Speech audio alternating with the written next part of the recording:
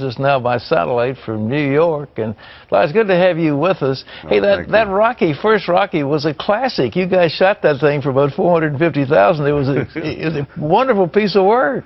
Thank you. It was a miracle. It shot in 28 days, and who knew it would end up? Here we are 30 years later. And aren't you a little afraid you're going to damage the franchise or something? Well, what happened, I'll tell you, Pat, is that the first one, the fifth one, or the last one installment, I felt as though I left everybody down. It really wasn't about anything.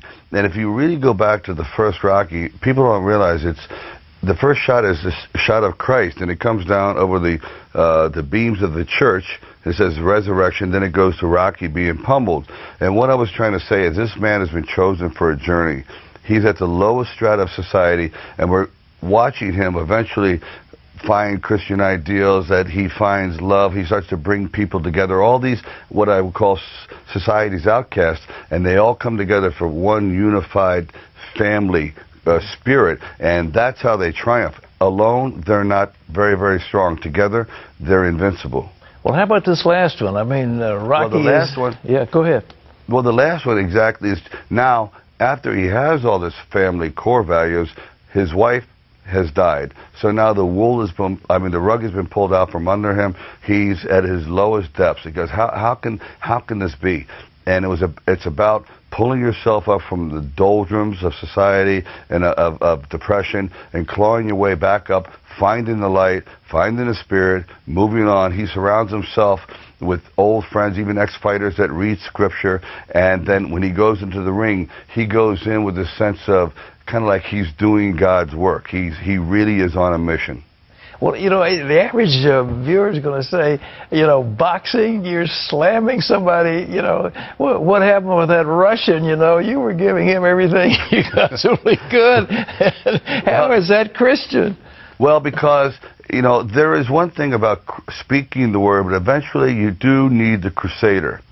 Someone who goes out there and has to defend it and face evil one-on-one, and that's pretty much what Rocky is. And the entire Rocky series has never been about staunch reality like Raging Bull or other boxing films. It's more of a metaphor about life. And then in the end of Rocky, this last one, Rocky Balboa, he basically has come full circle, and he just, at the very end, just disappears, and the entire journey is over. Well, as far as the journey, I understand you personally have had an extraordinary spiritual reawakening. You want to tell us about it? Well, it is. You know, there was a time in there where I was raised strict Catholic, and then when I got to Hollywood, and all of a sudden you're given the key to the candy stores, and temptation abounds, and I started to believe my own publicity. And no question, I admit it. I just lost my way. But every time I came back to Rocky, I was given a new shot in the arm, a new reawakening, and then I would abuse it again. And finally, it led to about 12 years of I just was spiraling down, and finally I said, I got to stop. I have to get back to basics.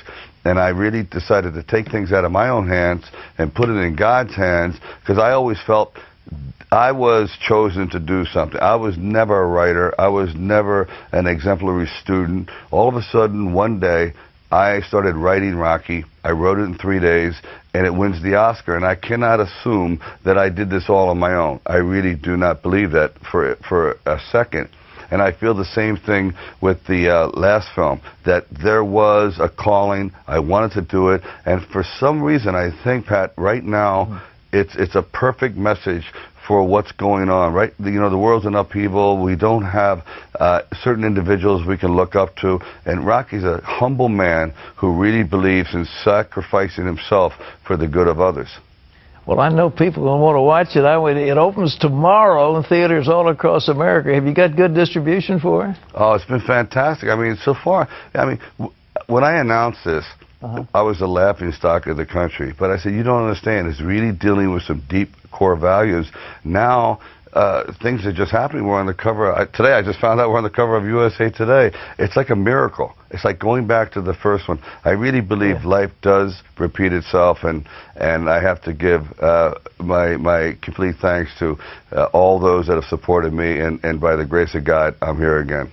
Well, it's going to be exciting. I look forward to seeing it. I haven't seen it yet, but I look forward to seeing it, and we urge our viewers to join in with you. So thanks for being with us. Thank you very much. God bless. It's inspiring. God bless you. Well, Rocky Balboa, ladies and gentlemen, opens tomorrow in theaters across the country. You don't want to miss an amazing allegory of a Christ figure coming against the obstacles of life and overcoming. It'll be a tender moment for you, and bless your Christmas.